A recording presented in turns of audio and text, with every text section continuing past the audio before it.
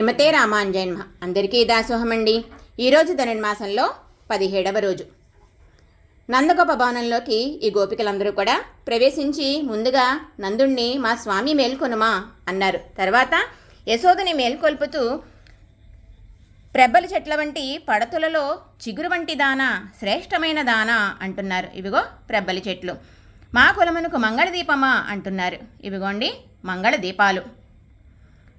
సీతను రామాయణంలో నారీణాం ఉత్తమావధూహు అన్నారు కదండి.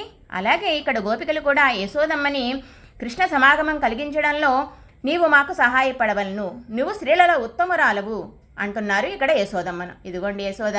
మరి యశోద సాక్షాత్తుగా ఆ పరమాత్మనే పెంచింది కదండి.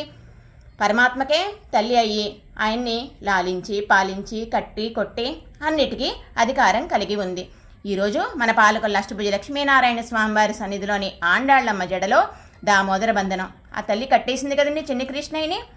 అలాగే ఊయల్లోకి కూడా వేసి లాలించి పాలించింది కదా.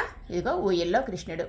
ఇలా కృష్ణ లీలలతోటి యశోదమ్మతోటి కూడా ఈరోజు మన అమ్మ జడ అందంగా అలంకరించబడి ఉందండి. శ్రీమతే రామానుజాయ నమః.